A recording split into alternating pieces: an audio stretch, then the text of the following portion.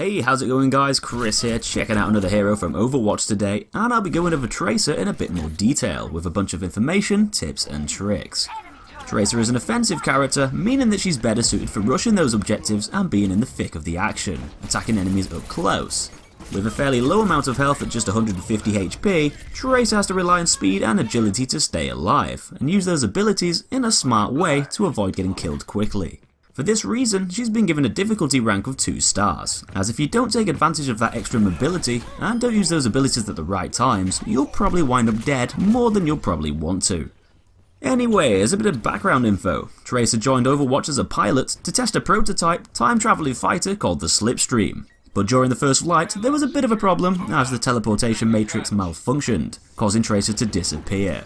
After reappearing months later, it turned out that TRACER had gone through a lot of changes, as her molecules have been desynchronized from the flow of time. And after suffering from chronal disassociation, unable to maintain a physical form without disappearing, TRACER was eventually saved by Winston, who made the chronal accelerator, keeping her in present day. And this also allows TRACER to control her own time, speeding it up and rewinding it, and ultimately giving her an edge in battle when used against enemies.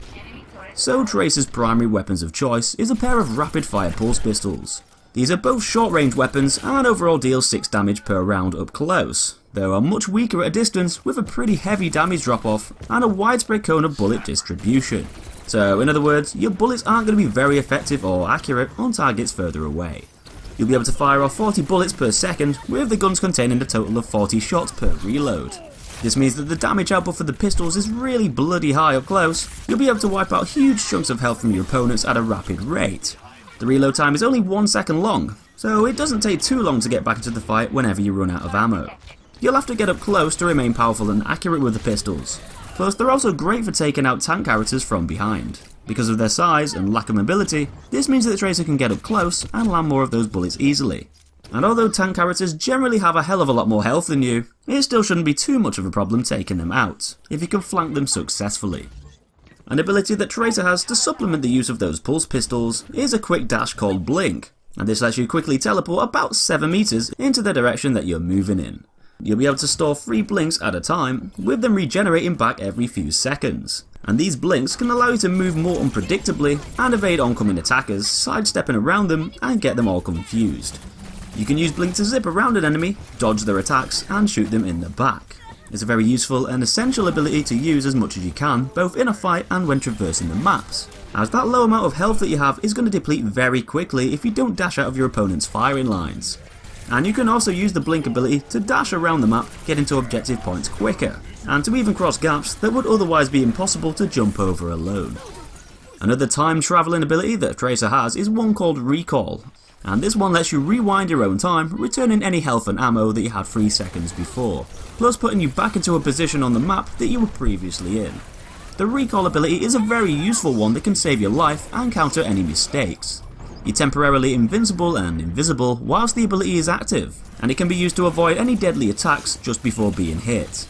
In combat, using Recall just after you've been damaged by an enemy will not only give you back your health that you've lost, but it'll also change your position, confusing your opponent, and give you a tactical edge.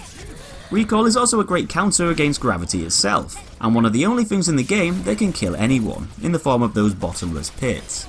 Some characters' abilities that can push you over ledges, like Pharah's concussion grenades and Lucio's sonic amplifier, can be easily countered whenever they blast you into one of those lethal pits, as rewinding time as you fall will put you right back onto the ground at the top of the ledge that you fell from.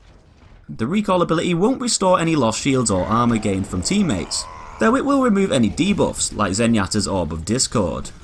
Bouncing backwards in time and reversing damage is a great way to stay in the fight, and although TRACER only has 150 HP, using Recall can essentially double that amount by using the ability close to death in a firefight. So as for TRACER's ultimate ability, this comes in the form of a highly powerful pulse bomb that sticks to surfaces and enemies.